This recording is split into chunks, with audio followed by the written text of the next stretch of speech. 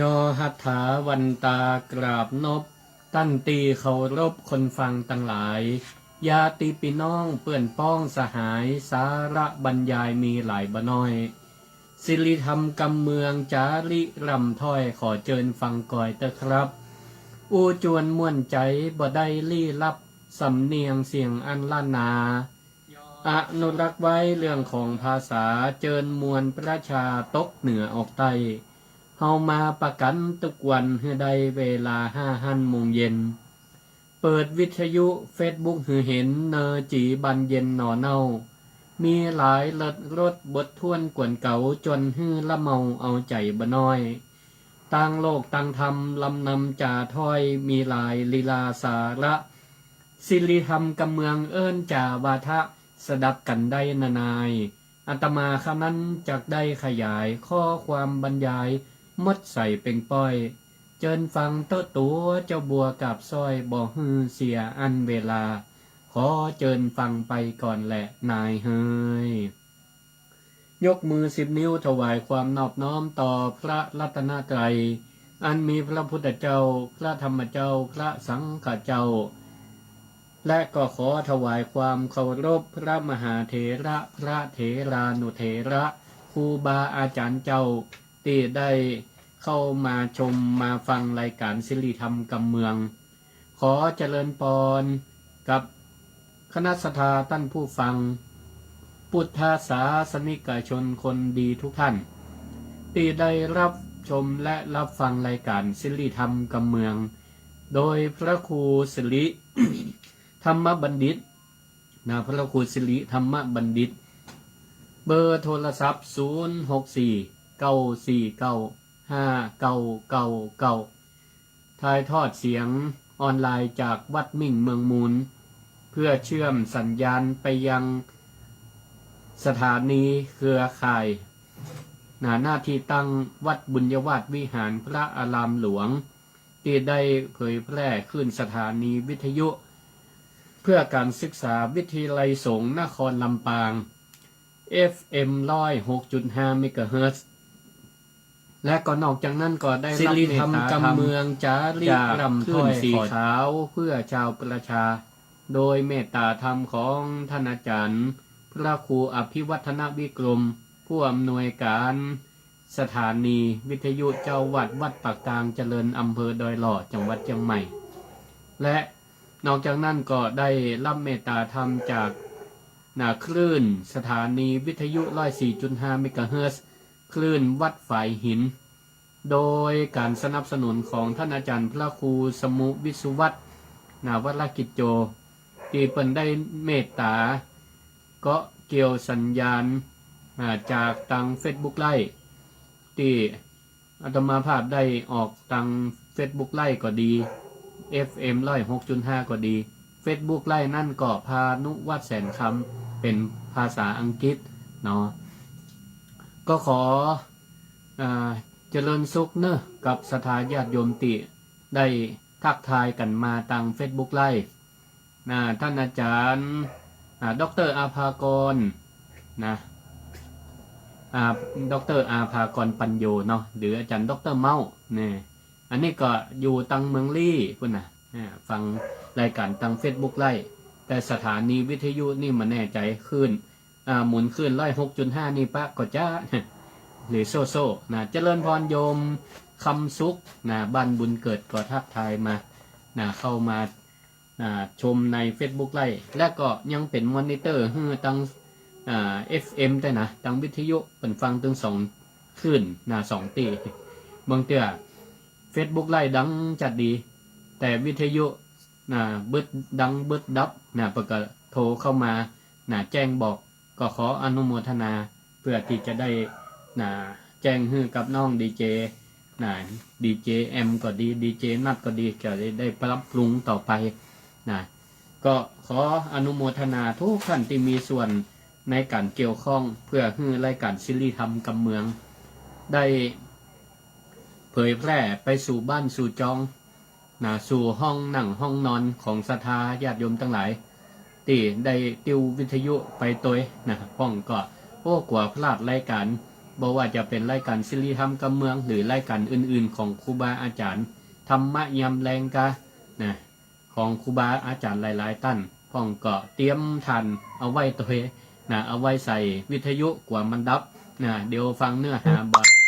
ต่อเนื่องนะอย่างนี้ก็ขออนุโมทนาทุกท่านวันนี้ก็ตรงกับวันพุธที่1เดือนกุมภาพันธ์พศ2566เริ่มต้นวันใหม่ของเดือนใหม่เดือนที่2ของปีนะวันนี้ก็หลายคนก็ยิ้มแย้มแจ่มใสอารมณ์ดีนะก็ยินดีด้วยเนาะแล้วก็วันพุธนี่ก็ปกติเราก็เอาธรรมะมาเล่าอู้สู่กันฟังนะแต่ช่วงนี้ก็ถ้าวันไหนบ่ได้เอาทำปื้นบ้านล้านนาบัวระวงหงอามาตย์ซึ่งแสดงโดยหลวงพ่อพระครูอุดมศิริทัศน์หลวงพ่อเจ้าคณะตำบลทุ่งฝายนะเปิ่นก็น่าจะเป็นองค์แสดงธรรมบัวระวงหงอามาตย์บ่ได้ยินเสียงหลวงพ่อหลายวันมานี่ละศรัทธาก็ก้องหามกันครับหลวงพ่อนะวันพุธเนอะวันพุธนี่บ่พลาดแน่นอนหลวงพ่อว่าพุธนี่ก็จะได้ส่งไฟล์เสียงมาให้แล้วก็นำเปิดให้ศรัทธาเฮาทั้งหลายได้รับฟังกันวันนี้ก็จะได้นำเสนอวรรณกรรมล้านนาข้าวซอเรื่องหงหินนะซึ่งก็ได้เปิดมา3วันมานี้ละเนาะวันนี้ ตั้งแต่วันจันทร์อังคารพุธวันนี้ศรัทธาก็ติดตามรับฟังดีเสียงตอบรับก็ดีนะว่าโอ้เสียงคนว่าข้าวนี่เสียงม่วนเสียงดังฟังชัดเจนนะเสียงดังฟังชัดเจนแต่ขอให้โปรดได้เข้าใจบัจจัยเสียงพระครูสิริธรรมบัณฑิตเพราะเสียงยังบดีนะเสียงบดีแต่ก็เอาอันใดที่มันม่วนมันดีมันมีสาระก็พยายามนำมาให้ศรัทธาที่อยู่ตั้งบ้านตั้งจองได้ฟังแก้ง่อมแก้เหงาและนอกจากนั้นก็ได้สาระได้ธรรมะเอาไปประยุกต์ใจในชีวิตประจำวันอันไหนที่มันเป็นคุณธรรมอันดีเป็นกุศลธรรมอันดีเราก็เอาไปประพฤติปฏิบัติเป็นเนติแบบอย่างส่วนอันใดเป็นกุศลธรรมเป็นธรรมอันฝ่ายชั่วเป็นตัวอย่างที่บดีเฮาก็ได้แต่ฟังแล้วก็เป็นอุทาหรณ์สอนใจเพื่อลดละถ้ามันมีในเนื้อในตนเฮาก็พยายามลดละแล้วก็บ่ให้มันมีในจิตในใจเฮาบ่ว่าจะเป็นความโลภความโกรธความหลงถ้ามันมีก็ขอให้มีสติในการรับรู้รู้แล้วก็ปล่อยรู้แล้วก็ให้วางบ่ดีไปอุปทานยึดมั่นถือมันก็จะกลายเป็นอันนั่นก็ของเฮาเงินทองก็ของเฮาทรัพย์สิ่งของก็ของเฮาบ้านก็ของเฮารถก็ของเฮาตีหน้าก็ของเฮาเนี่ยมันก็กลายเป็นการอุปทานเข้าไปยึดมั่นถือมั่นเพราะสิ่งเหล่านี้มันเป็นสิ่งที่เปิ้นห้องว่าเป็นทรัพย์ภายนอกมันบ่สามารถติดตัวเฮาไปได้ในภพหน้าจัดหน้ามีแต่ทรัพย์ภายในก็คืออริยทรัพย์เป็นบุญกุศลที่จะติดเนื้อติดตัวเฮาไปวันนี้ก็ทำนี่รู้สึกอย่างก็วรรณกรรมล้านนาข้าวซอหงหินใช้เวลาอยู่30นาทีเอาละเพื่อเบิ่งให้เป็นการเสียเวลาก็ขอเชิญชวนศรัทธาท่านผู้ฟังทั้งหลายได้ติดตามรับฟังวรรณกรรมข้าวซอล้านนาเรื่องหงหินบทที่8ตะวันนี่ก็เรื่องมาจนถึงเจ้าตุกตะ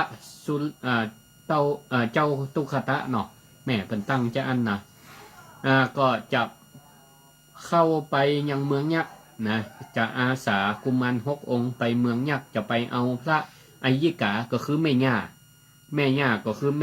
ม่ของป่อแม่ของป่อเจ้ากุมาร6องค์ตีโดนยักษ์จับไปตีอยู่เอาไปอยู่เมืองยักษ์เนาะเรื่องเล่าเป็นได้ติดตามรับฟังต่อไปเนอะเชิญศรัทธาท่านทั้งหลายได้รับฟัง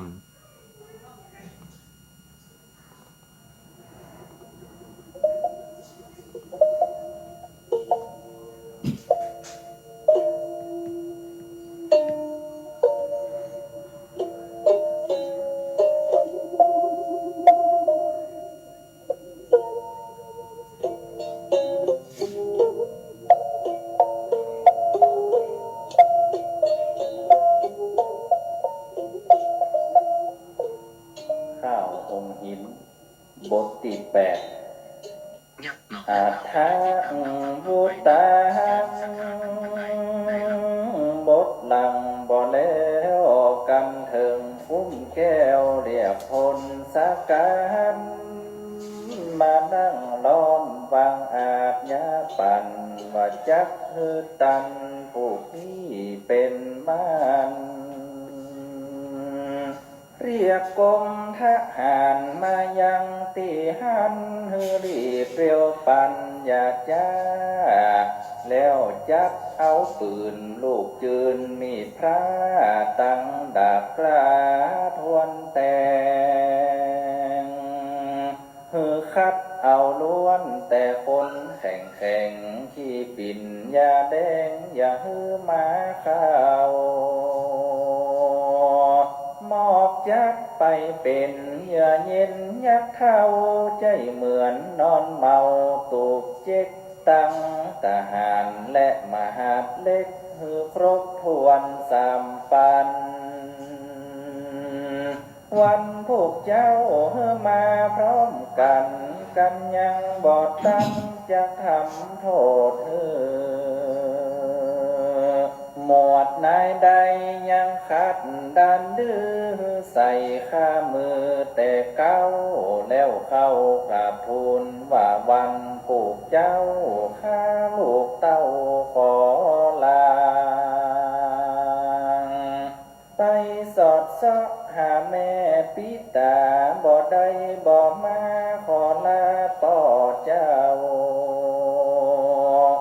พญาพาลาพระองค์จอมเงาว่าดีแล้วลูก6 คนโยธาพละริพลสกุล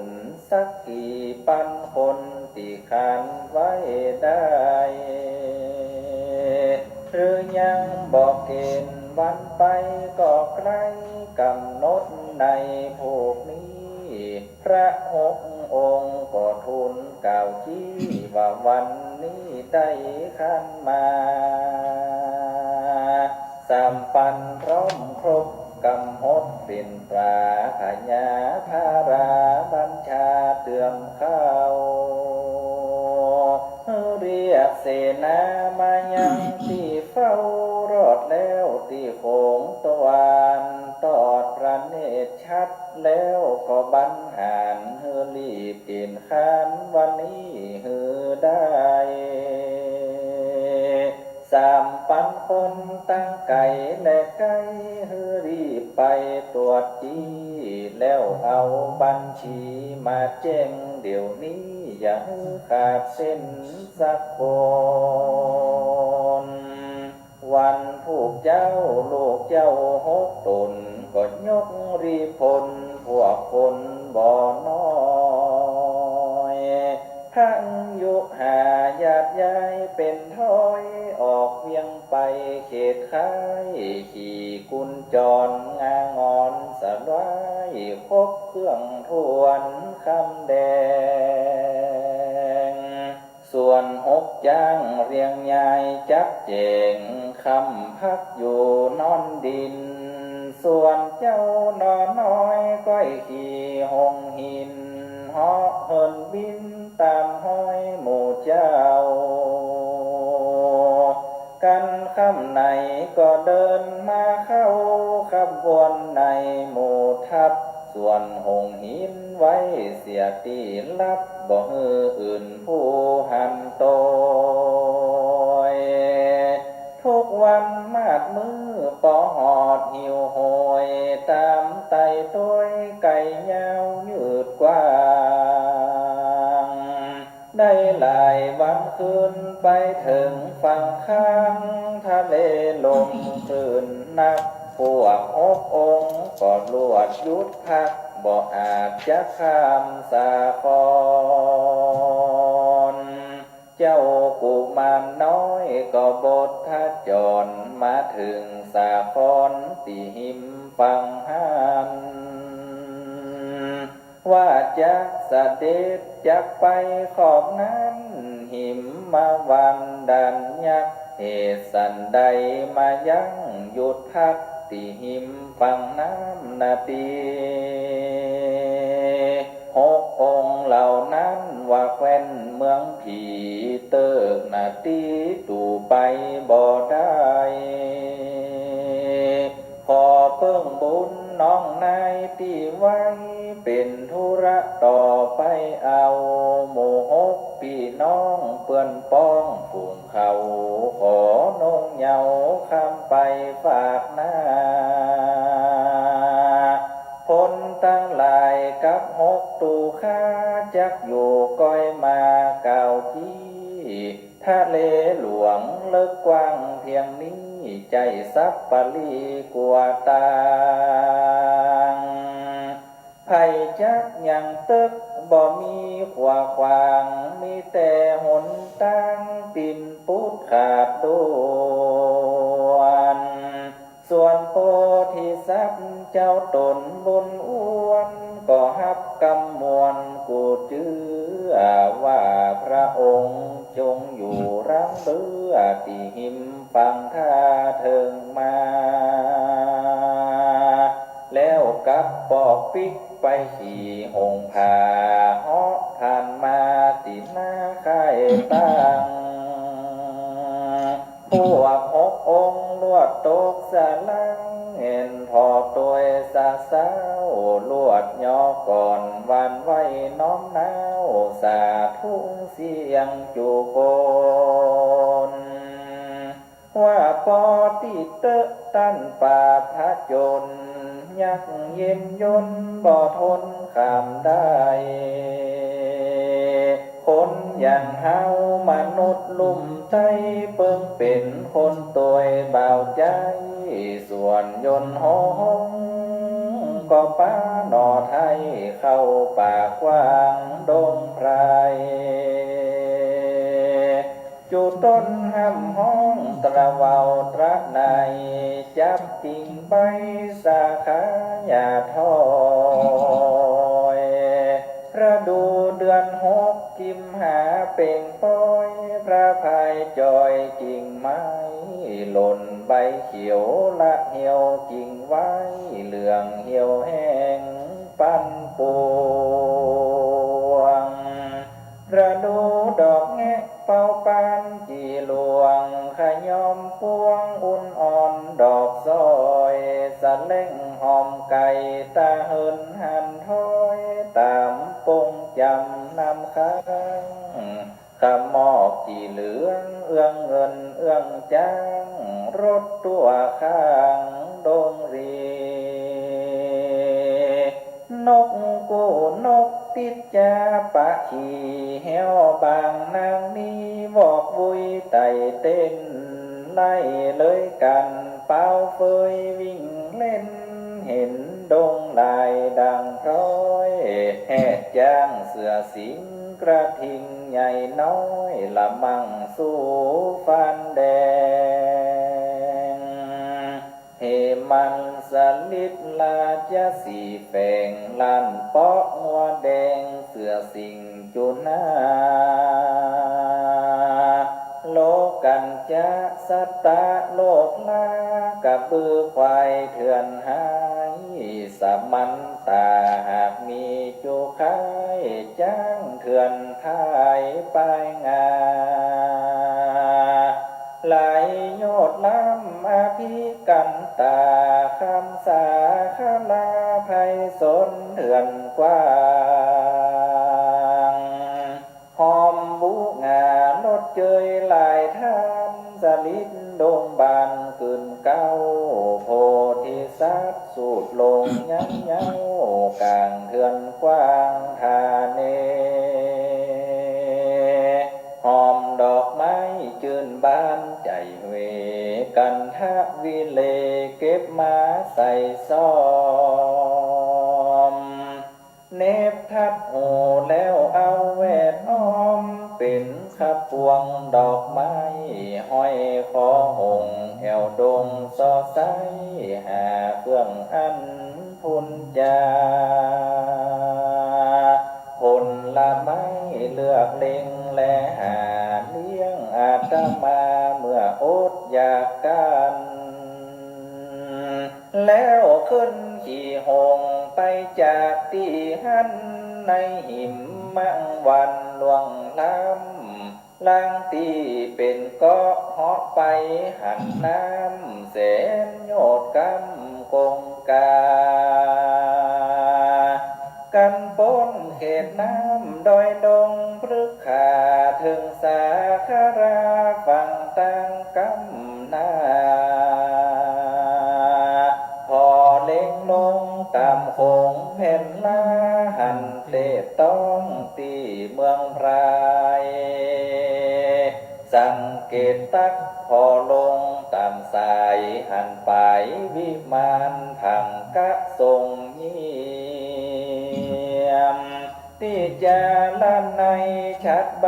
ยอดเลี่ยมติดคำแดงหยาดยะเหมือนผาสะตังนิเว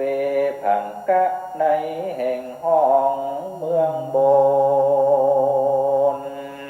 เจ้านึกวาดหูหันนิเวศนบอดใจเมืองคนมนุษย์แหล่งลาจักเป็นเมืองผียักเย็นแก่นกล้าที่นี้แม่นพาราดีและให้ฮือหันกับตาที่พังกาในปราสาทซอยจักเป็นสั่งนักเบาใหญ่น้อยเฮาก็ลอยเมฆฟ้าปราบพระจุลฝูงคนต่ำจ้าบอกอาจล่างกลัวใครจักองเรียบเลาะนิเวศคำใสหันยอดนงไวผิวใสสว่างซอยมกขาวาดีหูงามอ้อยลอยเป็นธิดาแปลงลูกยักษ์เนตรขนงก็สมพระพักตาสอดดันแลองค์หันเนตรน้องต้องเนตรตาตนเหมือนไฟลนวาบวับโบไม้ข่าวซ้อนแดงเหมือนแสงเตียนไตงามวิไลมากนักสัตตาหันก่อนหน้าดีฮักเตรียมแตกได้นางอินกิ้วโกงก้อมเหมือนดังวงศิลตาดำนินพองพันภายแผ่วเนื้อตนกายบ่มีเป้าแป้วสักเต้าห้อยแนวขีดเล็บหิมปากแดงเหมือนห่างลวดเจ็ดจักขึ้นพอเยี่ยมก้อยดูเจ้ายกย่างย้ายเข้าตวานประตูเรียบเล็งดูในภาษาทซอยวัดสาวโรใหญ่โตบอดน้อยเป็นพญาพรายเก่งยักษ์สัตตาหันเข้ามาถามซักว่าเป็นเผ่าผู้คนใดเก่งกล้ามานะบ่อนนับยำไผ่ลูกที่ในมาขึ้นผาศาสตร์ซอยปอบอกเก่งคำคนใดสักน้อยเหมือนลอยบนเมฆฟ้าชื่อดังหรือบอกมาอย่าจ้าจะสวกกล้ากำงามยังหนุ่มน้อยกำลังหวานหวานเป็นอาหารกูวันนี้อิ่มใสโพธิสัตว์หันยักใจไม่บ่เถียงกำไปตอบตาอดเฮ็ดกินหวานอดสารได้ซาบ่จาหยาบกล้าเย็นโยนนึกว่าปังเก้าจักเอากินผลมากนาวรีปนจริงโดนมาข้าวบ่ยุบกำถือตือกำยักเท่าก้อยจะเบาเบาตอบตาว่าโพธิสัตว์สวรรค์ฟากฟ้าลงแหล่งลาเมืองโคนมาตั้ง คับพระเอาปฏิสนบอกตามอยู่บนแต่เก้าเบื้องเบาวิ่งมาลามาดาแม่เจ้าบอกปิดบังอำลายกดพญาภาราณสีใหญ่ยศเป็นป่อขาบิดาตั้นมาใจสอสอดสะแหวงหาอัตมายังองค์แม่เท่า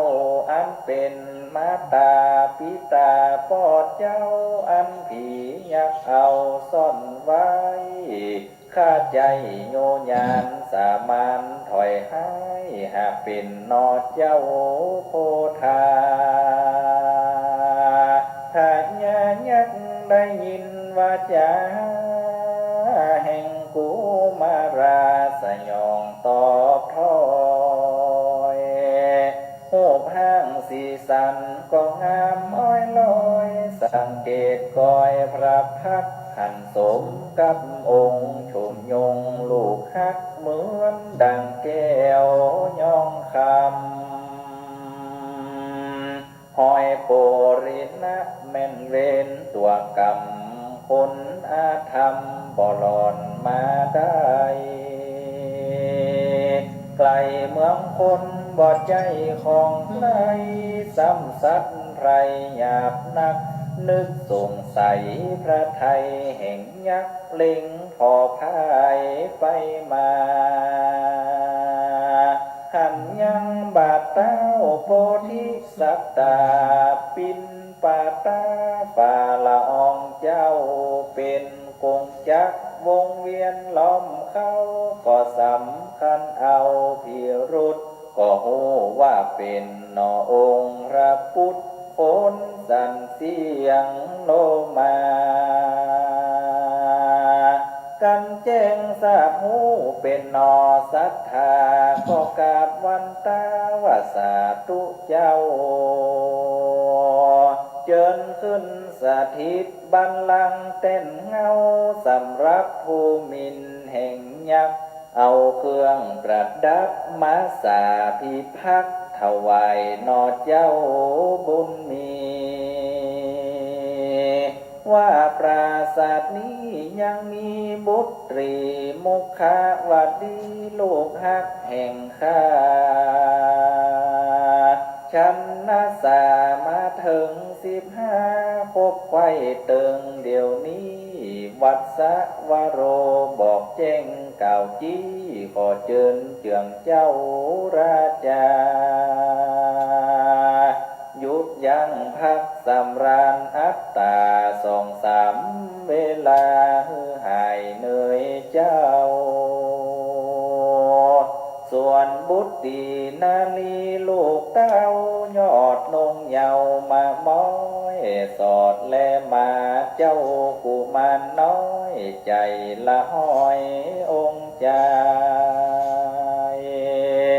ว่างามเลิศล้ำเจ้าแว่นเงาใสใครตายเป็นให้ไปติดเจงผ้าคิ้วก็คมสมกับใบหน้ามีตาคมเร็วรีบนักหันกำเดียวกอดหน้าดีฮักไข่เกี่ยวกอดฟันปิงนอนกันได้ห่วมฮักเจ้าดวงไก่สอนหลอนเป็นแต่บุญจักฮักบ่อน้อยกำปากก็หวานเหมือนตาลก้นอ้อยเปิงขี่หงลอยเมฆฟ้าปั่นป่วนใจสวงในว่านึกให้ห่วมผ้าปิงโจมแล้วเข้ากราบนกไข่ห่วมประสมขอปีตุรงอนุญาตข้ากันบุญบ่มีบ่ได้หันหน้าขออย่าตัดบันลูกฮักดังตัวข้าไข่สมไฟมักใจห่วงของอะไรพญายักษ์ก็ว่าตามใจกว่าผู้ว่าในจักบ่ฮักเจ้า ปอจักขอถามยังองค์นอนเนาหือหันวิญญาณแน่ชัดหลอนต้านประสงค์ยังจงไฟมักก็สาส่วนเสียงยินดีพญายักษ์กล่าวถ้อยวาจี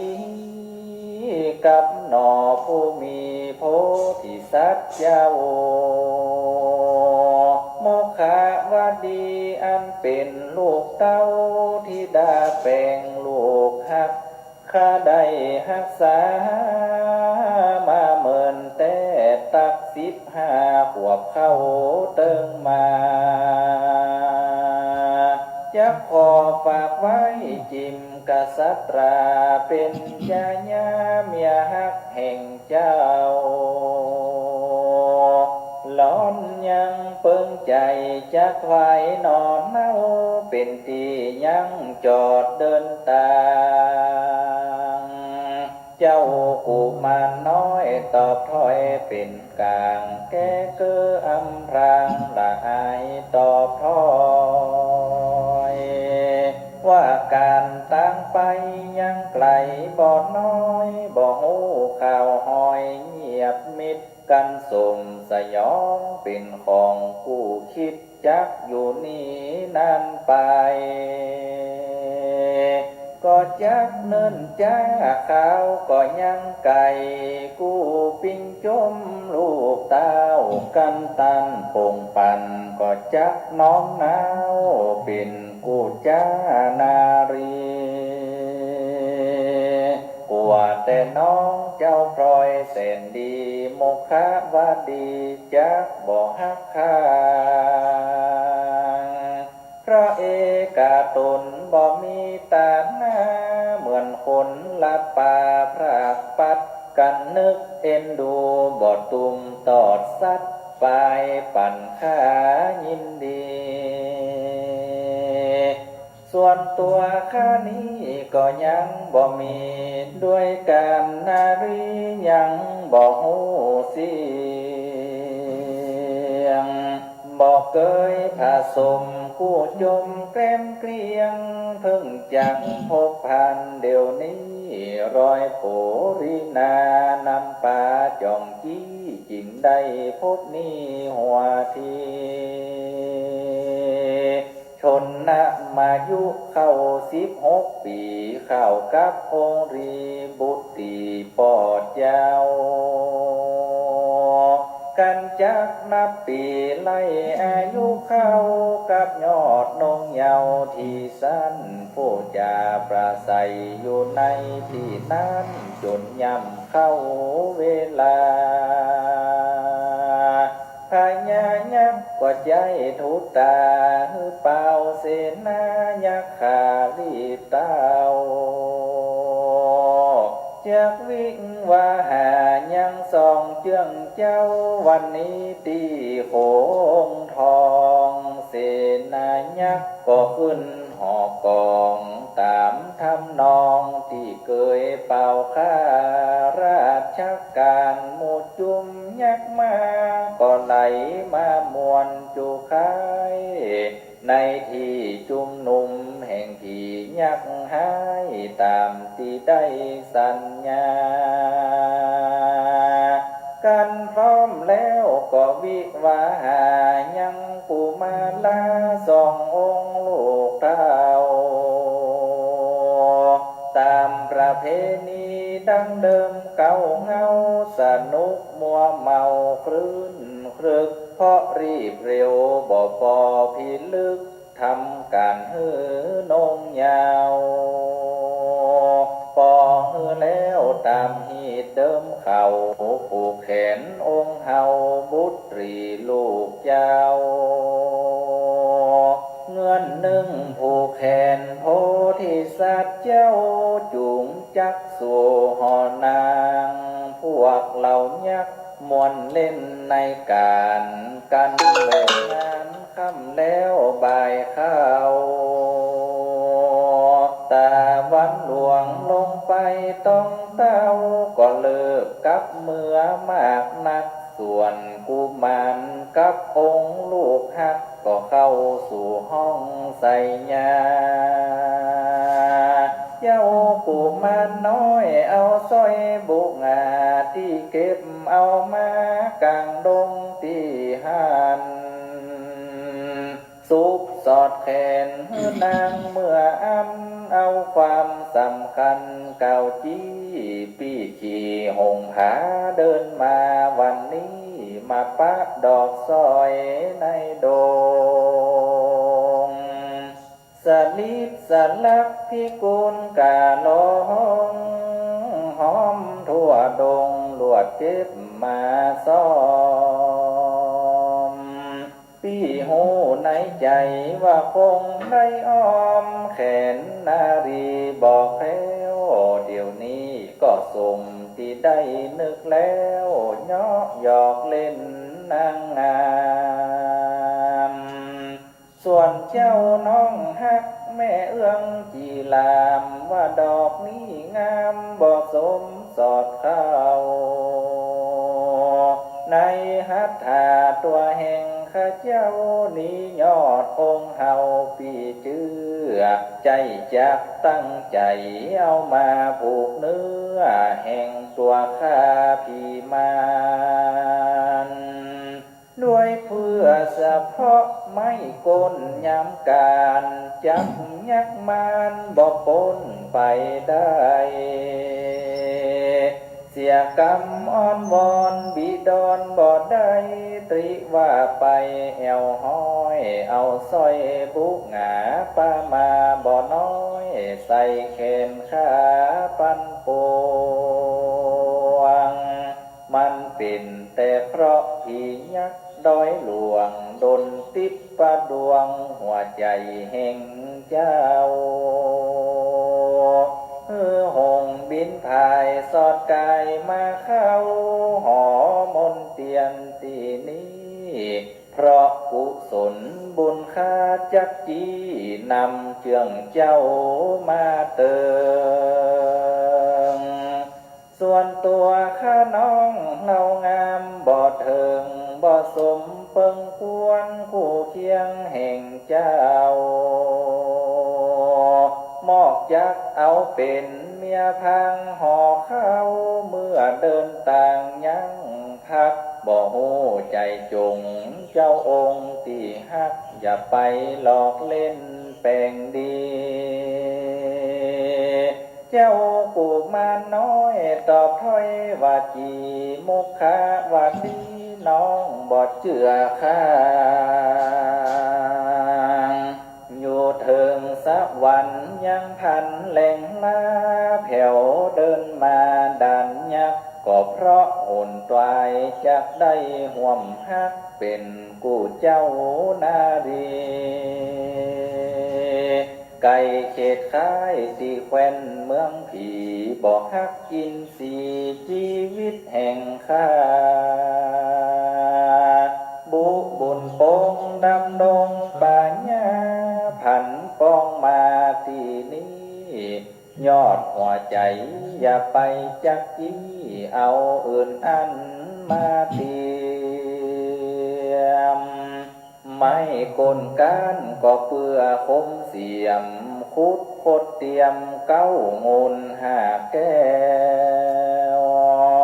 เมื่อกลางวันยังฟูกันยาวแอวกับพระบิดาปอไทยเพราะหวังได้เนบทัดยังดอกไม้เกี่ยงเกตแก้วดวงดีอย่าย่อท้อว่าเจ้าเป็นผีบ่สมว่าดีหูห่างแห่งเจ้านายงามเหมือนเขียนจริงเวียนมาเข้าเพราะใครปิงเป่าห่วมหักฟูลบเดี่ยวแกเกี่ยวซ้อนสักยิกหยอกเล่นยวนยีกอดประทับที่ฮักสาวผีมุขาวดีบอกเคยถูกต้องแกะพระหัตถ์ ตีแป้งใจของว่าเจ้าหงทองตีฮักอย่าไปเฮาหานยี่ยวนประทับก้อยคู่กันเด่นดีๆบอกเคยถูกพบข้าเจ้าบักสีอยู่ดีๆอย่ายิกหยอกเล่นเจ้ากุมารซ้ำใจตื่นเต้นยุบลูบยังประพักของสะมวนตีกวนไฟมักเหมือนไฟโหไหม้ในสวงเพราะบอกเคยพบถูกต้องหันหวนใจคำควรเตโจธาตุไม่มุขาวดีผ่อนยอมตามให้บอกคัดดวงไทยสักเชื่อสองหักกันกอดฟันฟักเพื่อที่ภาษาห้องเวียงใจ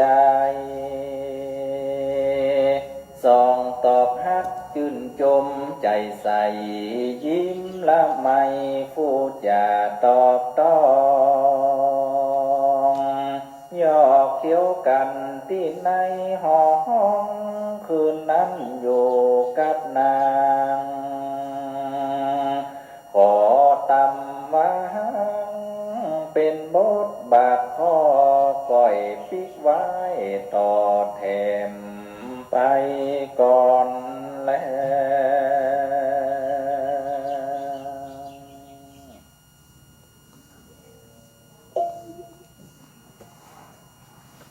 วเสียง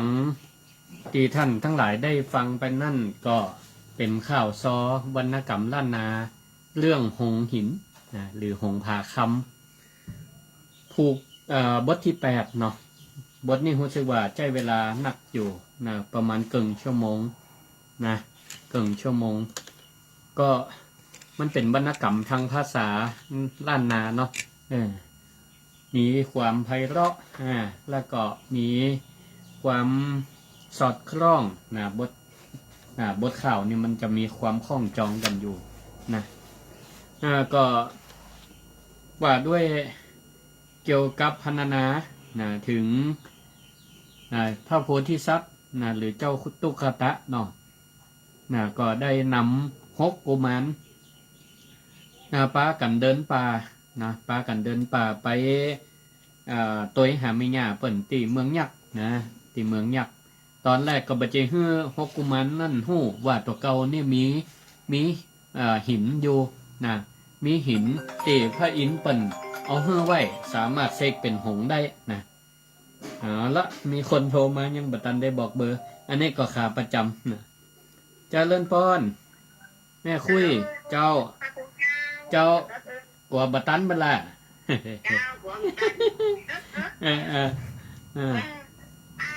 ฮะ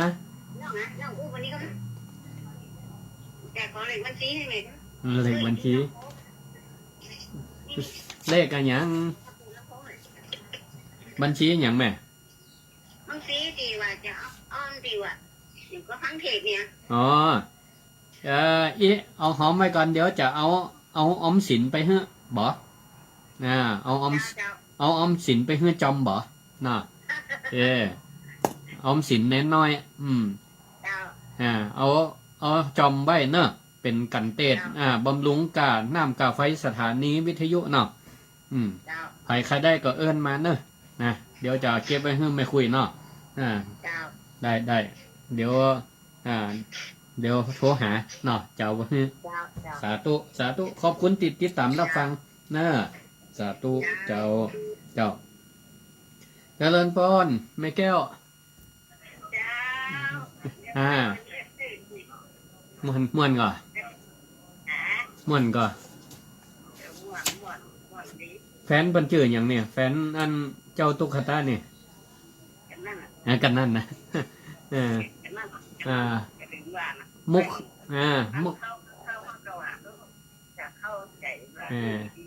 ลูกที่ดายักษ์นี่นะเจอมุขวดีนะมุขวดีมันก็มันอยู่เนาะฟังไงอยู่เนาะดี ติดตาม อันนี้เป็นนั่นไอ้เนี่ยก็เนี่ย ฮะ มาบทที่ 8เป็นบท ที่แปด บทที่ 8เดี๋ยววันอื่นวันต่อไปก็ติดตามบทที่ 9เนาะ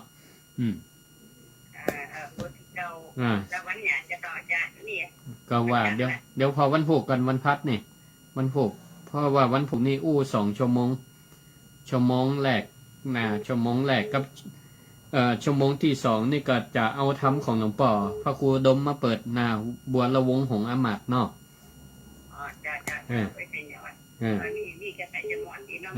นี่ทางนั้น เนาะติดตามรับฟังเนอะสาธุสาธุเจริญพรเจ้า เป็นกำลังใจเด้อ สาธุขอบคุณแม่แก้วเจริญพร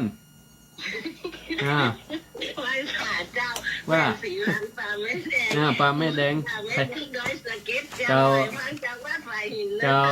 ไข่หัวนำมาก่อนละแม่4 วัน ได้แม่ จะได้ โทรกันแม่ก็ว่าอันเราก็ต้องโทรสิเดี๋ยวเราจะมาตัน เดี๋ยวจะมาตันนะว่าสาธุดีละอันนี้ก็ฟังจากขึ้นวัดไฟหินโดยสะเก็ตขอบคุณเนอะแม่เจ้า แม่ฟังอยู่ตลอดเลยวันนี้แม่นั่งฟังเลยแม่นั่งอยู่หน้าวิทยุ ตั้งแต่ต้นจนจบนะ เจ้า โอ้สาธุเจ้าเป็นกำลังใจให้ ขอบคุณแม่เจริญพรเจ้าแม่ศรีวันสำหรับท่านใดที่ฟังจากขึ้นอื่นๆขึ้น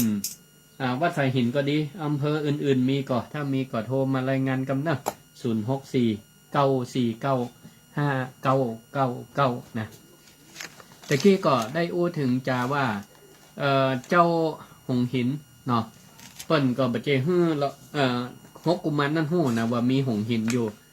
เดี๋ยวกว่าโดนลูกก็ว่าจะได้ทีนี้ก็ลักขี่หงหินนำตังไปก่อนนะไปจอดเป็นตีแล้วก็มูนั่นก็เกณฑ์ทหารไป3 ปันนายก่อนเด้อเอาไปว่าไอ้หมูขี้ยาก็มาเอานะ เอาหมูแข็งแรงว่าเอาทหารขี้ยาไปกับไปเป็นเหยื่อของยักษ์กะทีนี้ก็ไปถึงแม่น้ำมหาสมุทรปุณก้าน้องแม่น้ำเนี่ยจะกว้างใหญ่ฮกกุมารนี่กับทหาร3 ปันนายก็บ่สามารถที่จะข้ามไปได้ก็เลยบอกว่าอันเจ้าตุ๊กตาเฮานี่บ่สามารถจะไปได้ละบ่มีเหือบ่มีอย่างซักอย่างขอให้เจ้าไปกำเนิดไปแทนกำเป็นตัวแทนบ่ใช่เฮาว่าย่านตายนะบ่ใช่กลัวตาย แต่ว่ามันอย่างว่ามันบ่มีอุปกรณ์ข้ามเนาะเจ้าหงหินนี่ก็เลยว่ามันเป็นยังเดี๋ยวเขาจะไปแทนว่าแล้วก็เข้าไปในโคก็เอาหินนั่นมาเสกเป็นหงนะแล้วก็ขี่หง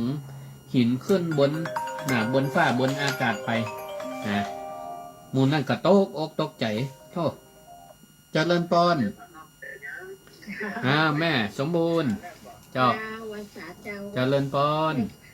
ในการไปถึงแม่น้ำทำตอนถือกับแม่เขาปิดมาแล้วก็มาถึงแม่น้ำมาถึงเขาฆ่าแม่นอันนี้เคยฟังมาเลยนี่เนาะเคยฟังมาแล้วนี่น้อยฟังกำหยังกระทำกะฮะฟังละครมันมีหลายอย่างเนาะละครเปิดแสดงขนาด3 ปอยหลวงความจำดีเนาะแม่สมบูรณ์นี่นะ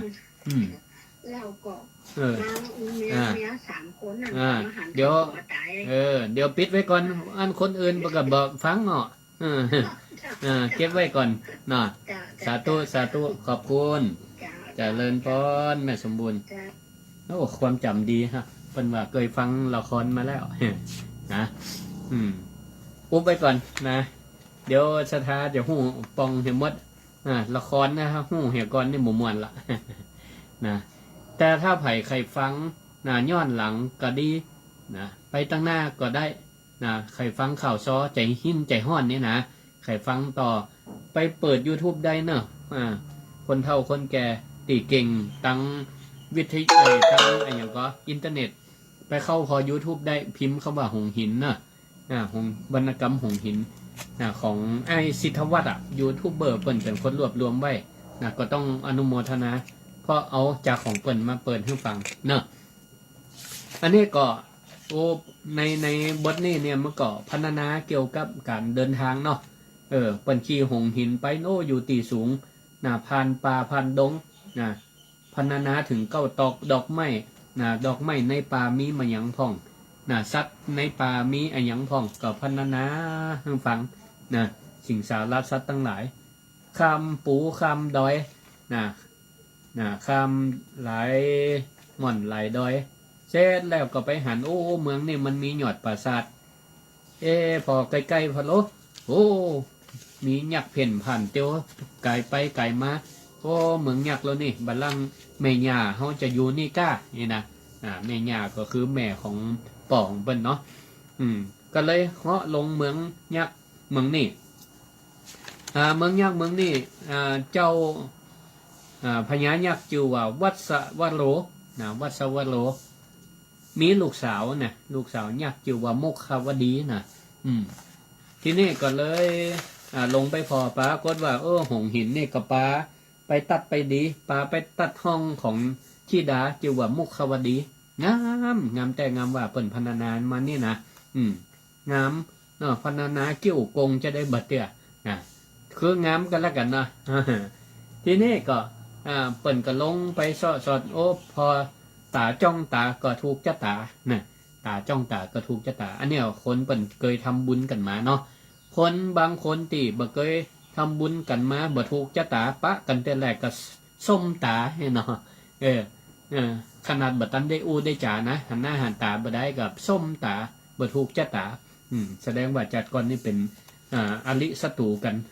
ฟังเปิ่นถูกจะตากันก็ถูกคอถูกใจกันเนาะถูกคอถูกใจกันเจริญพร เจริญพรฟังตังเพฟังวิทยุนี่บ่ฮู้กันละฟังโทรศัพท์ให้แม่เบาวิทยุก่อนมันแม่หยังแม่สมคิดเจ้าแม่สมบ้านต้นพึ่งตังใดแม่อำเภอลำปางนี่ค่ะอำเภอหยังอำเภอเมืองเนี่ยบ้านต้นพึ่งนี่ล่ะวัดต้นพึ่งประตูต้นพึ่งเนี่ยวัดประตูต้นพึ่งนี่กะวัดต้นพึ่งนี่บ่ฮู้จักวันก่อนมาเจ้าแล้ววันก่อนก็ไปงานที่วิไลสงฆ์กะไปก่อนนั่นน่ะเนาะสาธุอนุโมทนาฟังเข้าใจดีเนาะดีแล้วสาธุพระอาจารย์เจ้าอยากคือพระอาจารย์คนนั้นเนี่ยได้นะคือจบแล้วรวบรวมได้แหละได้กะจากปุจาเอาแล้วพระอาจารย์ได้เลยเดี๋ยวจะเนี่ยเดี๋ยวจะรวมเดี๋ยวรวมได้เดี๋ยวจะรวบรวมไม่ให้นะเดี๋ยวไปซื้อแฟตได้ก่อนเจ้าสาธุขอบคุณเจริญพรเจ้าของก็สนใจนะเหลือแฮม2 นาทีจะ6 โมงละเดี๋ยวเพลงชาติก็จะขึ้นก็อันนี้เปิ้นได้ปะกันเนาะในข่าวตะกี้ได้เปิ้นเกี่ยวกันนะเกี่ยวกันยังเบาจีบสาวเบาเนี่ยกะเนาะ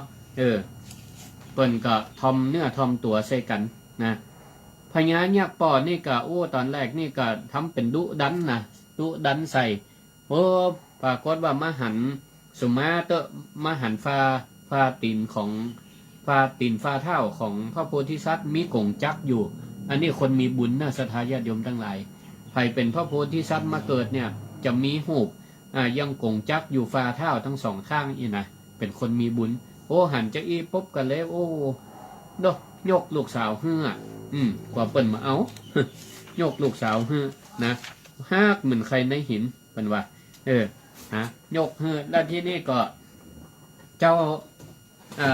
พระโพธิสัตว์เปิ่นก็บอกปฏิเสธก็ห้ามไว้เนาะห้ามไว้ก็คืนนั่นก็ได้แต่งงานกันนะแล้วก็เป็นจะได้ต่อติดตามตอนต่อไปเนาะวรรณกรรมล้านนาข้าวซอหงหินติดตามบทที่9ต่อไปในวันผูกเนอะ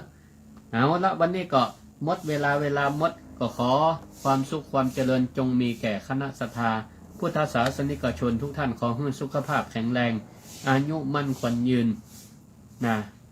เหมือนกันทุกท่านทุกคนเตือน